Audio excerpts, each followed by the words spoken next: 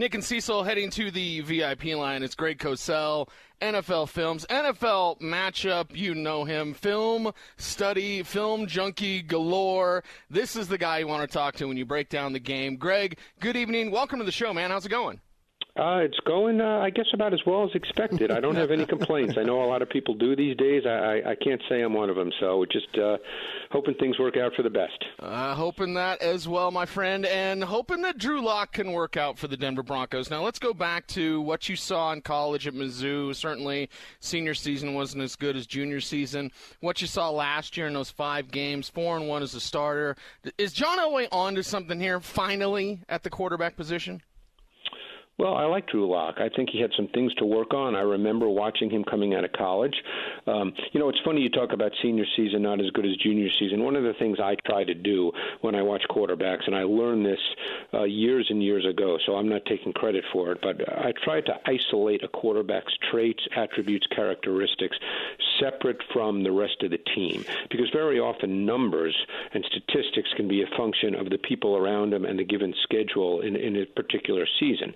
So I don't necessarily look at that. I try to isolate the traits. And I think he's got good traits. He certainly can make any throw. I remember very clearly watching him and thinking that one thing in particular stood out, which he struggled with in college and struggled with again last year and needs to be worked on. He has a tendency to drift in the pocket. And when you drift in the pocket, you create your own pressure because you tend to move into pressure. Because, as you guys know, the offensive line blocks a certain way based on the given play call. And if you drift, if it's a drop-back pass and you move off what they call the midline and drift to your left, which he tended to do, you move into pressure. And then it makes your offensive line look bad. So I think that needs to be cleaned up. But I thought the previous coaching staff actually the previous offensive coaching staff did a pretty good job in terms of designing concepts, so the reads were relatively well defined, and then therefore the throws were well defined. And there's no question he can throw it. Greg, without there being any type of OTAs or minicamp as has been discussed around the league, what do you foresee being the biggest hurdle facing Drew Lock and his young offensive core? Comfort with new receivers, because my sense is, based on their draft, that they expect Cortland Sutton to be the big X. He knows Cortland Sutton, very good player. And I think then Jerry Jeudy, who I thought was clearly the best receiver prospect in this draft. So with Jerry Jeudy and KJ Hamler as the other 2 receivers when they go with 3 wide, and I think both will play in the slot and both will play outside depending on the play call, formation, those things, just working with those guys on the field. I think that's really critical for a receiver, particularly someone like Jeudy is such a precise and outstanding route runner that you just have to get a feel for him because he does such a good job of attacking corners, of working against their leverage. He's so good at that. And I think he's going to have to get used to the quickness of KJ Hamler because he's so quick in and out of breaks. So not being on the field with these guys, you can go over play concepts all day long, but the game is played on the field at a fast speed, and I think that'll just take some time once they get that opportunity. He's Greg Cosell on the VIP line, executive producer, NFL Matchup, and, of course, NFL Films. Greg, you mentioned KJ Hamler there, led the FBS in drops. I think the number was 12 off the top of my head. Is that a function of him trying to do too much before he secures the catch? Is that an issue with his hands? Is that something you believe he can clean up with the Broncos? I know there's many coaches who I've talked to over the years who believe you can clean that up, that you can teach a guy how to catch a football. I'm certainly not smart enough to know whether that's true or not, but I will say this. I thought he did not show natural hands when I watched his tape. I thought too many balls got into his body. He dropped too many. Whatever the number is, that doesn't matter to me. The fact is the tape shows that he was not an easy, natural catcher of the football, and that will have to be cleaned up because particularly working in the slot, and he's a small guy, there are going to be a lot of bodies around him, more than there are in college, because college is so spread out because of the hash marks. In the NFL, the hash marks are closer, and for guys who play in the slot, as he will quite a bit, there's more bodies around you, and they're bigger bodies too. So I'm very curious to see how that gets cleaned up. But there's no question that he's got tremendous lateral explosiveness. I think from the slot he can run by people. You can run slot fades. You can run vertical seams. So he's got a lot of juice. He's really good run after the catch as well. Greg, we've seen the game change over the past couple of years. We call them tight ends, but I look at them as big wide receivers. And looking at the guys that are in our division, the AFC West, there's Travis Kelce, there's Darren Waller. And the Broncos didn't really go out and really get linebackers that can run for those guys. So if you're Coach Fangio, how do you match up and look to stop some of the more elusive tight ends in the league? Yeah, well, Vic's always been really good with his schemes and his concepts. He's very subtle. He's multiple in kind of a detailed, nuanced way. Linebackers are important in a Vic Fangio defense. Safeties are very, very important in a Vic Fangio defense because he shows you a lot of split safety looks, and it doesn't always play out that way. He shows a lot to opposing quarterbacks, but obviously at some point you need to play, with a talent level. So we'll see how all this plays out. Obviously they felt that they needed to be more explosive offensively, and that's the approach they took in the NFL draft. So, they know they need to score. They know in that division, as good as Vic is, and I think Vic's one of the best defensive minds in the game, but you're not going to win games in that division 17-14. So, I think that the focus, they had a plan. They clearly had a plan because not only do they have the three wideouts, they've got Noah Fant. They drafted Albert O, whose tape is not as good as the athleticism and the movement, but he's another big tight end who can run. So they're looking to be explosive with a quarterback that can make all the throws, and hopefully that'll be their MO to some degree.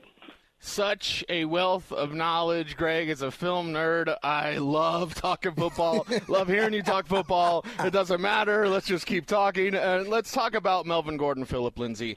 How's this split going to work? Do you need two backs? I mean, the Broncos essentially replaced a two-time 1,000-yard rusher. How does this work out this year? Well, I think Gordon's going to be the number one back. They paid him a lot of money. He's a really good receiver as well, and I think that was critical in the signing. I don't think it'll be a run-first offense. And having said that, it's not that there won't be games, depending on the flow of the game, where Gordon gets 20 carries. He will in some games. But I don't think they're going to start the offense with Melvin Gordon and just say, let's hand him the ball. But it's a real interesting mix because Gordon was an explosive back in college at Wisconsin, but in the NFL he's kind of morphed into a grinder, a sustaining grinder. But he is a very, very good receiver, and that's another factor, and I think why they signed him, because they want to be as complete and as multidimensional as they can be in the pass game.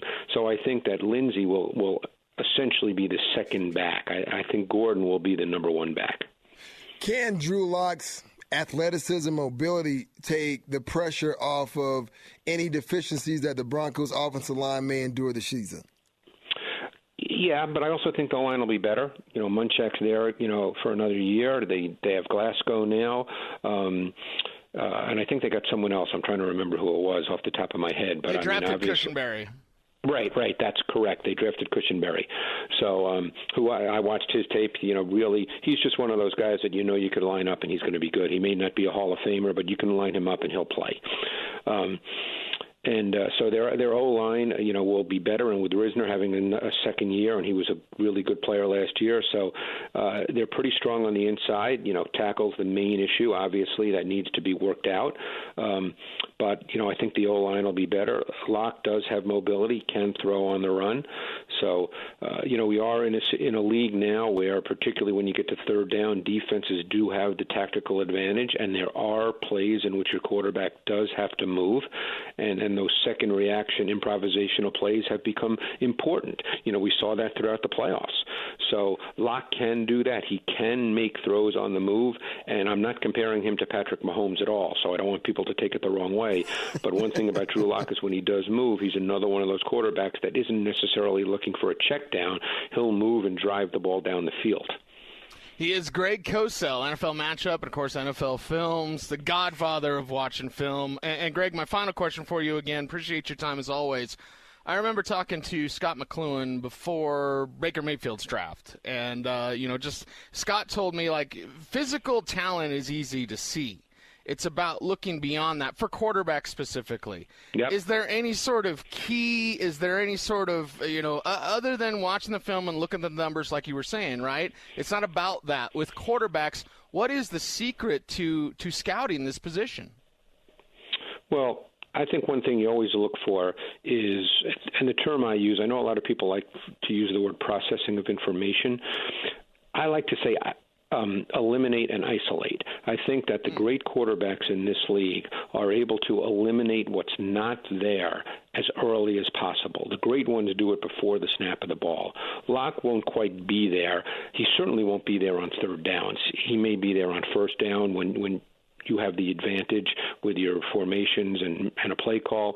But I think the ability to eliminate what's not there and isolate what is there is critical. Then I think the other piece is, and I use the term ball placement as opposed to accuracy, because ball placement to me is what makes run after catch. I think the quarterback is more the factor in run after catch than the receiver, because they have KJ Hamler, who's really shifty. You want to hit him in stride. Judy is very shifty. You want to hit him in stride.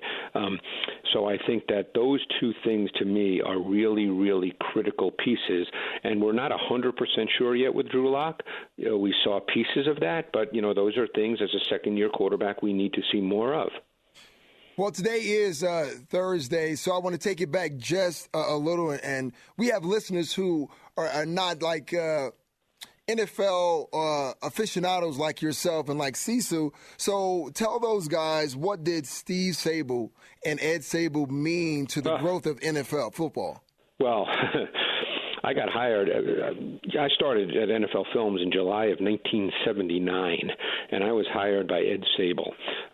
He was starting to remove himself from the day-to-day, and Steve Sabol became basically my mentor, my friend. He was really responsible for my career because he recognized something in me, and in the mid-1980s, he came to me, and he just had this idea niggling in his brain about a matchup show. And the great thing about Steve was when he had an idea and thought you could execute it, he just kind of dropped the idea on you, and then he pretty much said, you do whatever you want. And that really